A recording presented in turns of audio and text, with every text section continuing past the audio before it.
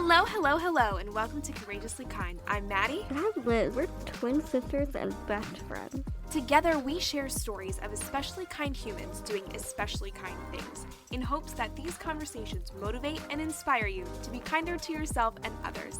When we're not speaking with an incredible guest, we'll speak directly from our hearts about what it means to us to be courageously kind.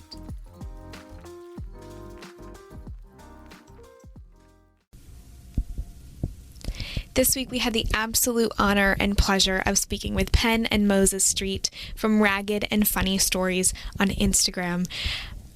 These two are such wonderful, incredible, joyful, insightful, and funny people. We had such a great time recording this episode. We talked a lot about their incredible stories and the incredible work that they have done over the years, and we also talked about their involvement with a film called From My Window. This is a really incredible film about a young woman with cerebral palsy who defied all the odds and was able to summit a mountain in Colorado. It's honestly such an incredible, inspiring, moving film. We're going to link the film in the description of this episode. It'll also be linked in our Instagram as well. But please go watch that film.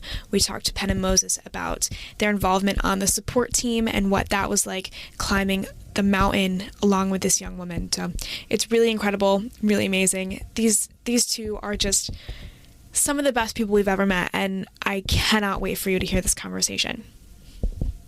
Thank you guys so much for being here. We're so excited to chat with you both. If you want to go ahead and introduce yourselves so we can get started. Thanks for having me. I'm Penn Street and Moses Street. And we started Ragged and Funny because I have a rare syndrome called Stevens-Johnson syndrome. And when I was 9 years old, I was bit by a Western diamondback rattlesnake. And they don't know what triggered the syndrome, if it was the anti-venom, the venom itself, or the plethora of medications they gave me to save my life, but it triggered the syndrome called Stevens-Johnson syndrome. And at that time, the fatality rate was about 75% for kids that got it. But I had 7 older brothers, and I was quite the tomboy. I was very, very strong. I just had a really super strong attitude and system and beat the odds. But that it really did compromise all of my soft tissue in my body, which your body is made up mostly of soft tissue.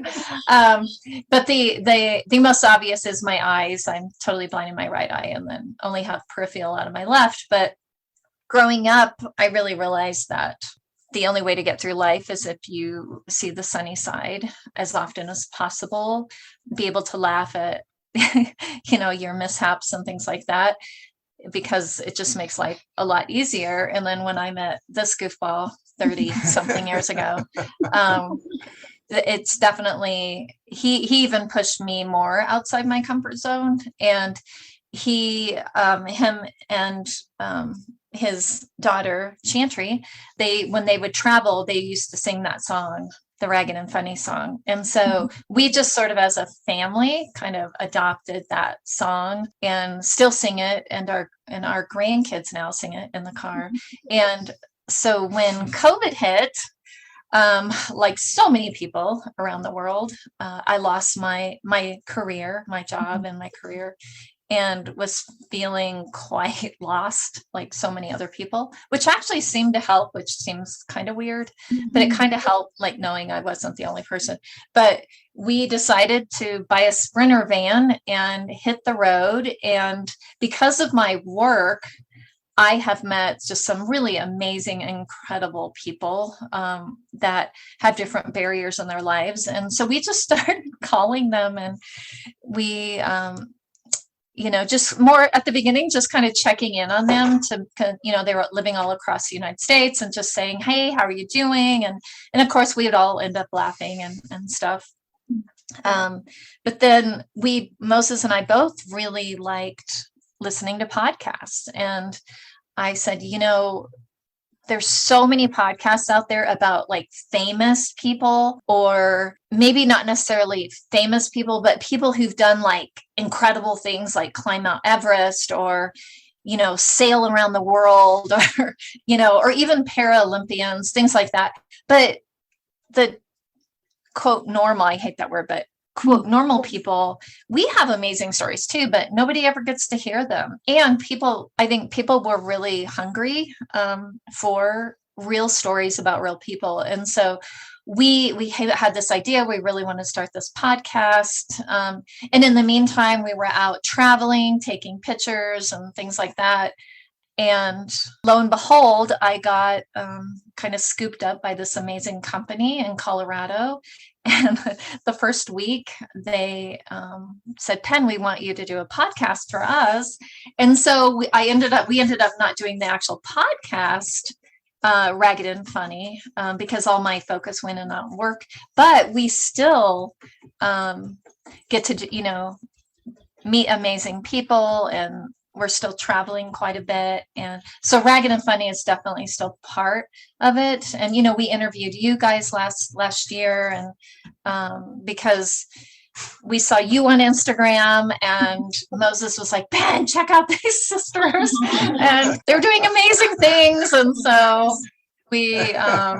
I really, really wanted to meet you, and huge fans, and share you guys with everybody we know. And because we really think the world of you. And I shared this with you guys last time I saw you, but you altered my entire world. I'm going to cry. But I finally made it out of ICU. And I was still in the intensive care unit, but I had my own room. They didn't think I was going to die any second, just any minute. I graduated to that. They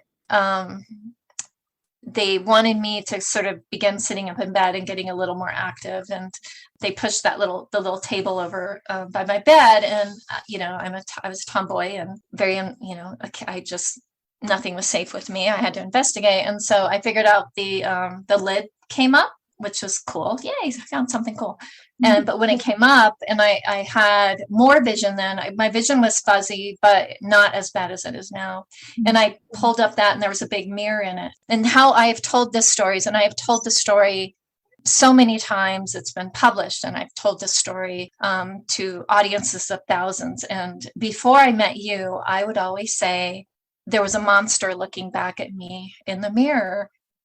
And I freaked out. I just absolutely freaked out. But after meeting the two of you and following you, and you really changed how I looked at that, because now I think of that and how sad I am for that little girl who looked at herself in the mirror and saw a monster and didn't see just somebody who was going through something awful and who was very, very ill. And I didn't have compassion for that little girl looking back at me. I saw a monster, and I was afraid of her.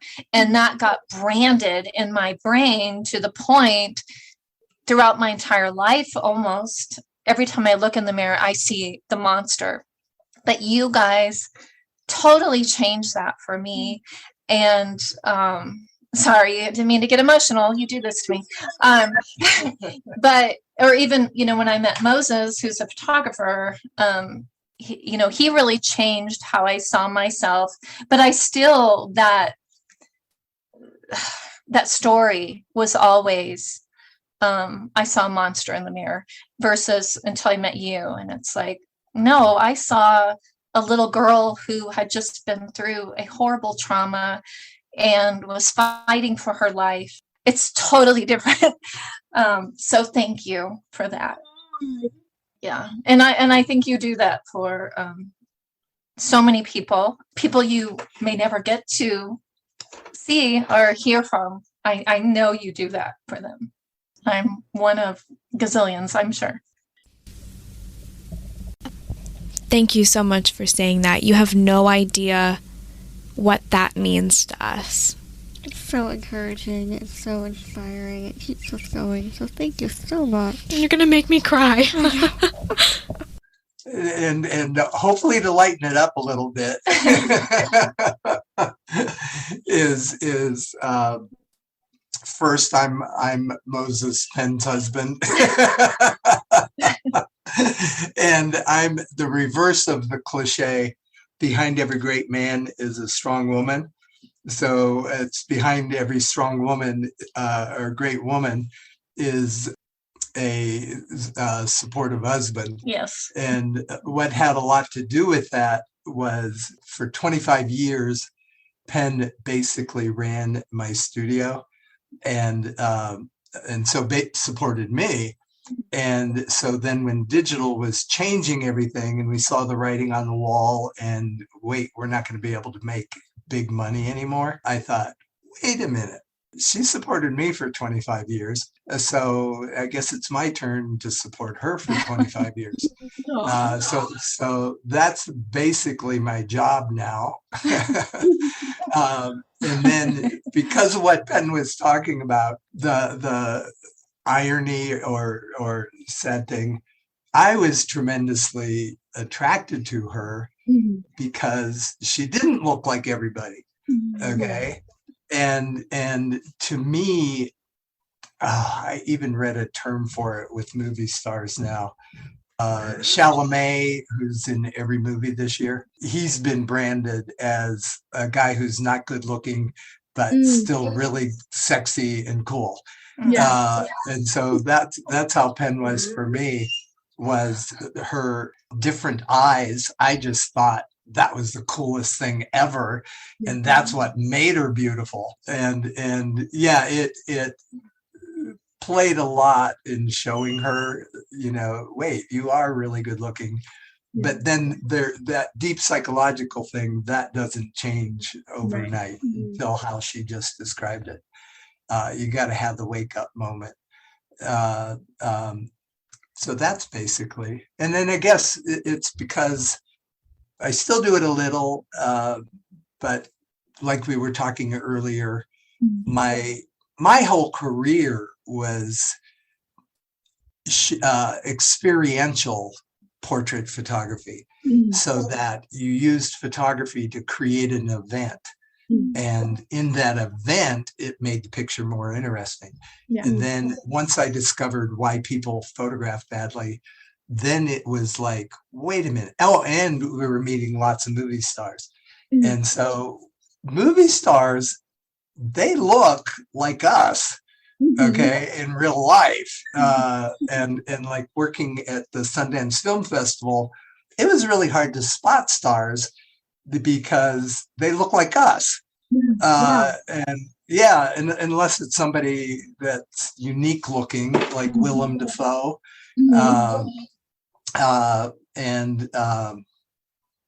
well, Dustin Hoffman a little, just because he's so small. And he had huge hair when we met him.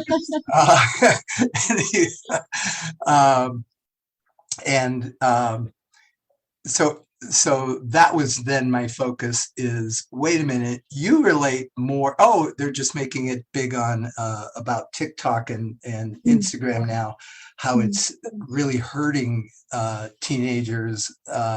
Because here's all these people who have learned how to look breathtaking. Well, and they use filters and makeup and all that kind of junk. And nobody looks that good. Well, a few people do. But not too many. It's extremely rare. And just the definition of what beauty is, and it's basically youth, which right there, well, that was one I was going to bring up earlier, is you are young because that is the gauge for beauty these days. Just by default, you're good looking. Okay. If you're under 20, you're good looking. You got one more year. Then it's over. It's all just brace yourself. The gray hair. And so that's a totally false thing. And I do think that people are trying to change that. Like yes, I've been, seeing like I don't remember her name, but there's a woman on Instagram. She's like in her 60s or 70s, and she doesn't wear makeup. She doesn't dye her hair or anything. And she's like this fashion model. And I think it takes, people like us, right, to say, hey, this is what real people look like. And we all look different. And, God didn't make any, even identical twins aren't identical. And it's like, why do you want to look like anybody? Like, it's not humanly possible to look like somebody else. And so why are we all trying to do that? Yeah. So one of the neat things that we got to do before I don't know, I wasn't working yet. I was still unemployed. When we did the hike with Melissa, and they did the documentary, and which is winning all kinds of awards. That's amazing. As it should. Yeah. Melissa, I've known Melissa for a number of years. When I was working for No Barriers, I got her a scholarship so she could come to the first summit that she attended. And, it was just it was life-changing for her, which she shares in the documentary. And so when they called me and asked if I would come and be on the support team for her on the hike, because Melissa knew me and they knew it was going to be really, really, really hard. And they're like, Penn, you're because I said, well, how high is the mountain? The mountain. I've been sitting around in my yoga pants, not doing yoga since COVID. And they said, oh, you're going to be the cheerleader because you're so good at motivating people, and Melissa loves you, and blah. Okay. And then I said, well, I can't see, so Moses has got to come. And they said, oh, great, because because I've helped people in wheelchairs get up mountains, and it takes a team, a rope team, to get them up there. And so I knew what we were in for. And so right before the hike, I got pneumonia, and and I was like, I'm not letting this keep me down, but I didn't want to say anything because I really want to be on the hike. And so we went to the doctor, and I got the inhaler, and they're like, okay, you can't you can't exert yourself, blah, blah, blah. And I was like, oh, okay. And so we went up, and it was a beautiful fall, as you can see in the movie. But when we got there, they started like pairing people together, like, okay, Penn, you're with Skylar, so you guys, and they were going to rotate people out. And I was like, I was supposed to just be the cheerleader.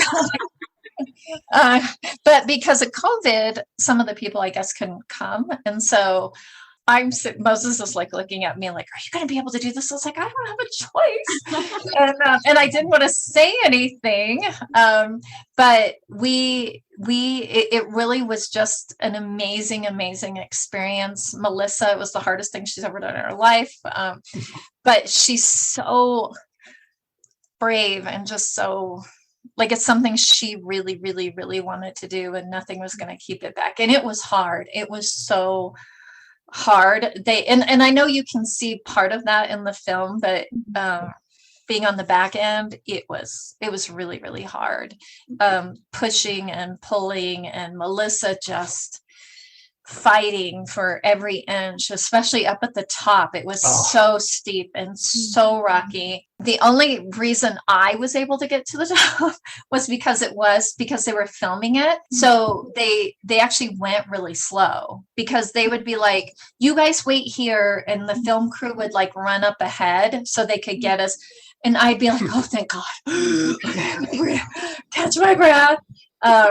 But it was so beautiful watching Melissa have this dream come true, but also it affected every single one of us that was on the hike. Everybody was in tears. Yeah, because we knew how hard she had worked on it, but it was also with COVID, we'd all just, a lot of us, most of us that were there had lost our jobs and were unemployed and going through this huge transition. And And then what was just, we knew, like, even if the film had never had never made it out of the can, and it was still worth, like, we all felt like we had accomplished something amazing. And so then when it kept getting picked up at all the film festivals, and it's won all these awards. Every time she wins an award, she calls us, "Ben, guess what?" She's just, it really was life-changing for her, and really brought her out of her shell. Because of her cerebral palsy, she never felt confident enough to speak in person at events, or even to do a Zoom interview. She was pretty shy, and she had been bullied growing up. She lives in a very, very tiny mountain town here in Colorado, and was bullied by other kids, like a lot of us were. And so she didn't have a lot of self-confidence. So, and now it's like, she is totally fine. Let me up on the stage, give me the mic, and so it really was life-changing for her. And I'm excited to see what she does next.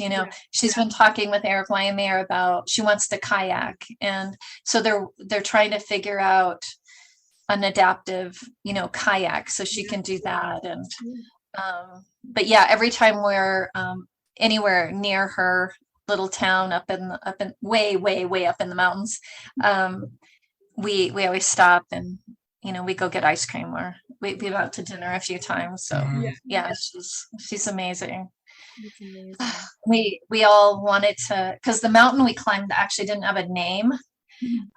And so we've actually tried to get them to call it Mount Melissa, but I know, but they won't name it after her until after she dies. Isn't that weird? Why can't we enjoy it while she's alive? Why can't she enjoy it while she's alive? I know. So we all call it Mount Melissa. Yeah. I love it. But yeah. So, well, and one of the things too, you remember the part in the movie where Eric and who's his pet, Jeff, and it turns funny because they go, "Oh, we had this whole thing to talk you into going to the top." If you remember that part. Yeah. Well, I don't know if they got it on film and just edited it, or they didn't get it. But the reason they were having that talk is Melissa really had hit the wall. Yeah. She was exhausted and emotional, and didn't think she was going to be.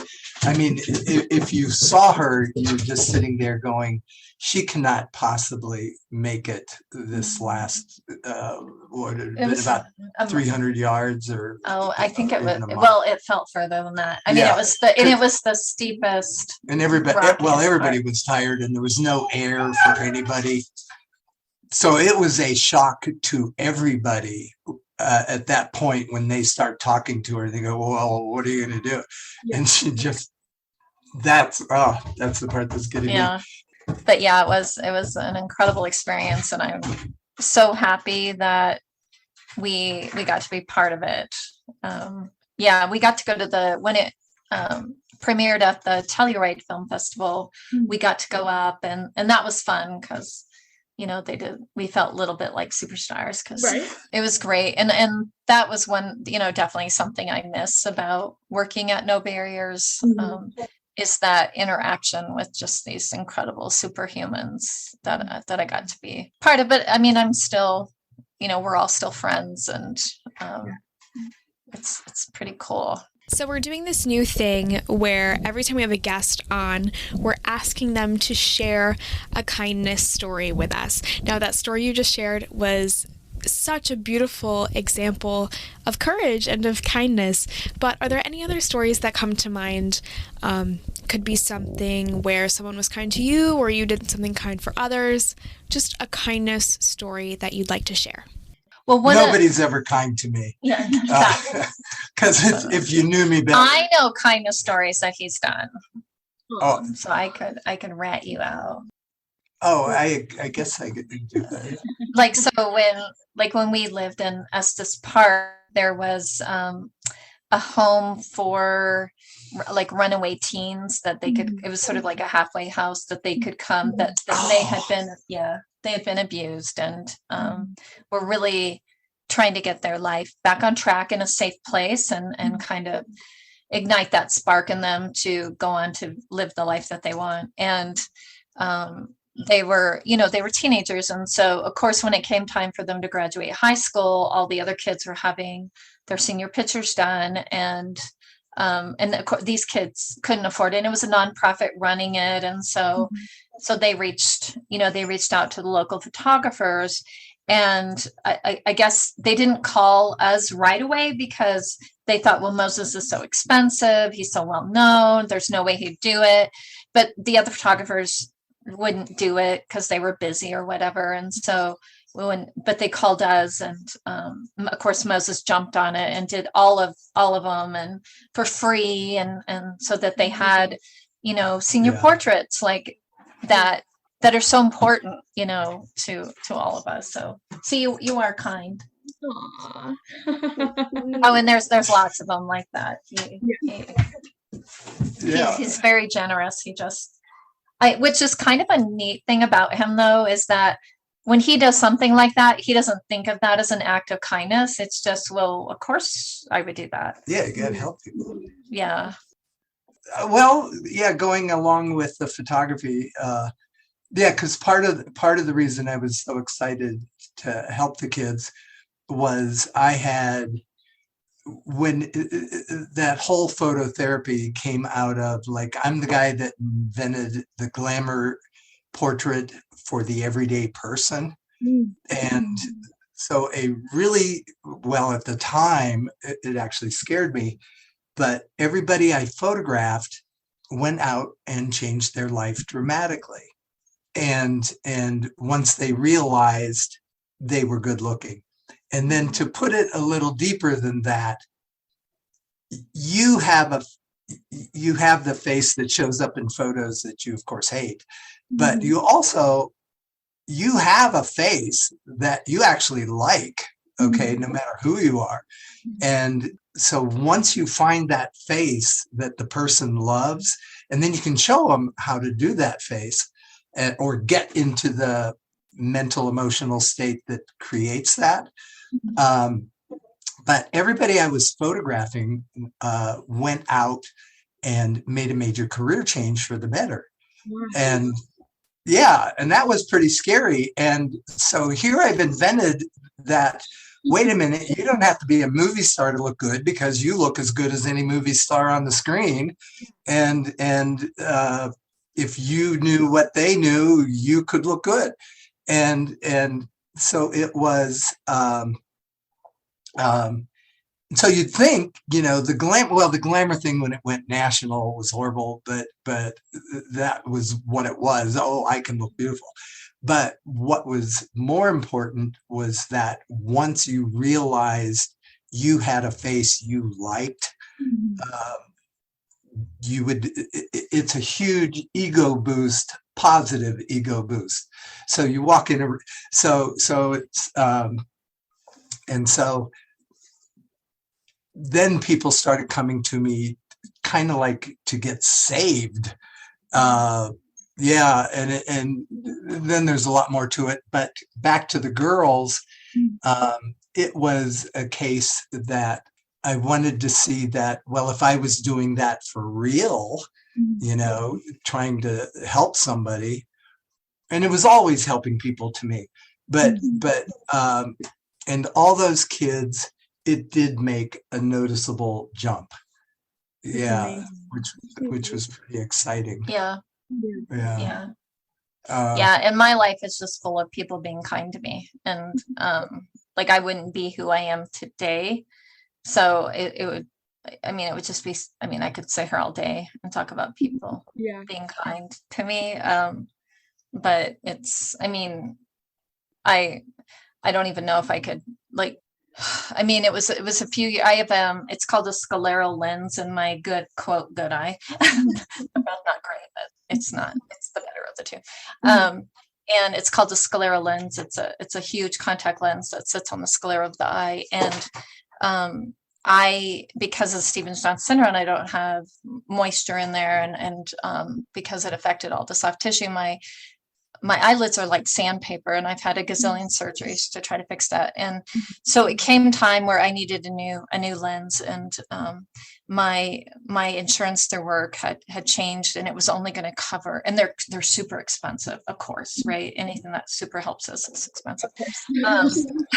It's like a $5,000 lens. And so when I went to get the new lens and my insurance had changed, it wasn't going to cover like maybe 10% of it. But it's something like I can't function without it. Like it's so painful when I don't have it in.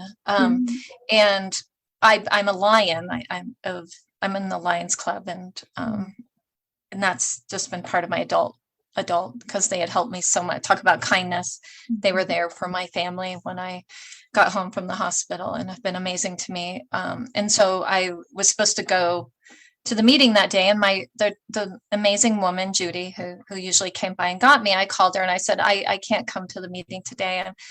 And she's like, Penn, what's wrong? Because I'm normally bubbly. Yeah. And she could tell something's wrong. So I told her, I said, I just got this news, and I need to take some time to figure out where in the heck I'm going to get this money. And she goes, oh, I understand and everything. And I was like, okay, but please tell everybody I said hi, and I'll see them next week. So a couple hours go by, and there's a knock on the door, and it's Judy. And I thought, oh, well, she's probably just coming by to check on me. And she comes in and she hands me like this huge stack of dollar bills and 20s, and there's checks in there. And she hands it to me, and she said, I told the club what was, I'm going to cry again, damn it. She told the club, what was going on. And in Lions Club, they pass the hat when something like this happens. And I have been in plenty of meetings where they pass the hat, and I emptied out my wallet in there for the different causes. And so they had not only covered what the insurance wasn't going to cover, but they had extra in there just in case, because they didn't, just in case, because I had to have come up with for the insurance, and then the insurance would reimburse me. So it was just, yeah. And of course I'm still a Lion because, So good. What a beautiful story. It just makes me feel all warm and fuzzy, and you guys have that energy to you. We do. And if our listeners want more warm and fuzzy, ragged and funny stories, where can they find you on social media and all that good stuff?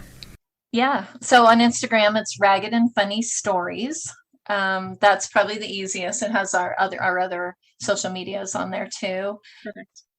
If you want to listen to my podcast, it's After Sight.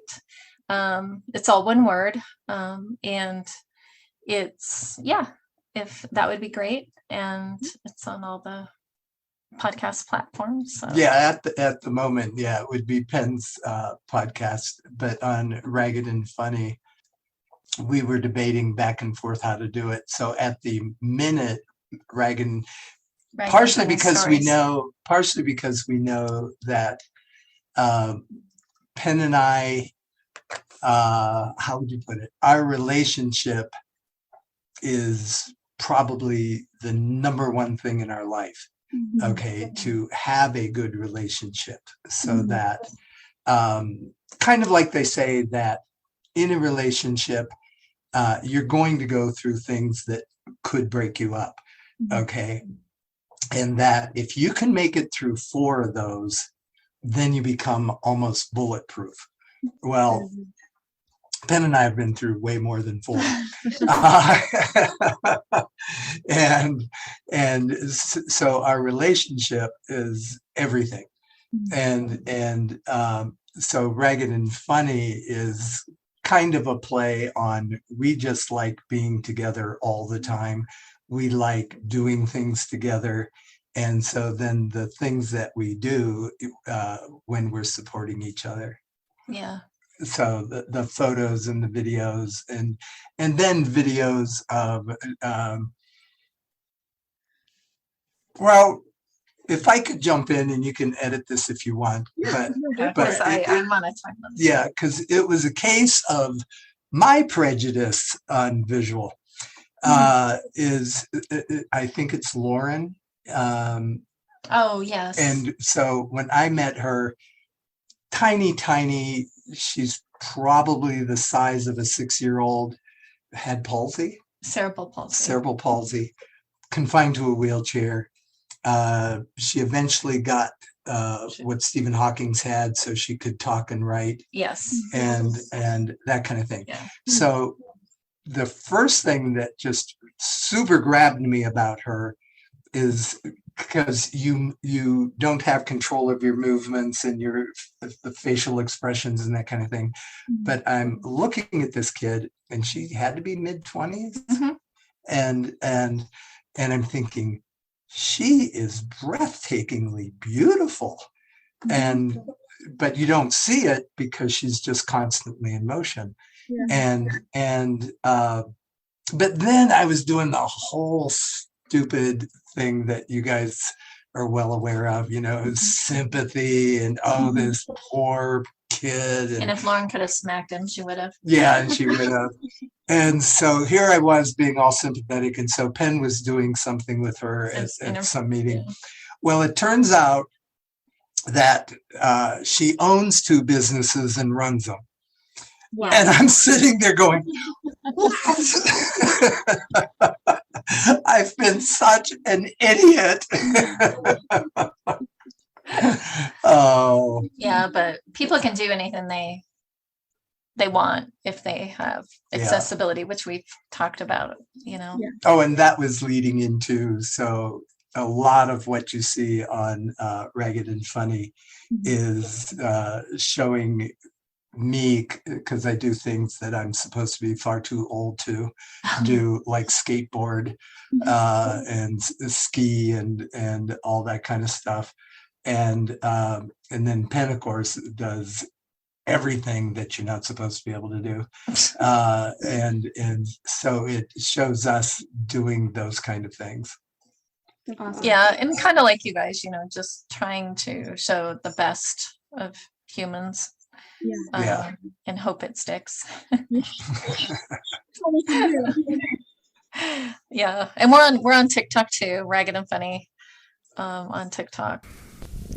A huge thank you to Penn and Moses Street from Ragged and Funny Stories for joining us today.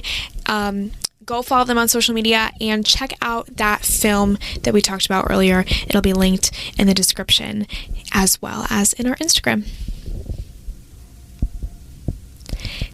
We'd like to give a huge thank you to Anna Waltz Landscape Contracting for their support of Courageously Kind. Anna Waltz is a family-owned landscape contracting company in Berks County that has served Pennsylvania for over 35 years. If you're ready to get your landscaping project started, visit AnnaWaltzLandscape.com or call 610-916-7070. Anna Waltz Landscape Contracting, beautifying Pennsylvania 1 yard at a time. Thank you so much for listening. If you like this episode, feel free to share it with your friends, your family, or anyone you think might like it too. And if you want to support the show, leave us a review on Spotify or Apple Podcasts. It really does help. Or check out our merch store at courageouslykind.org. Take good care, and we'll see you back here real soon.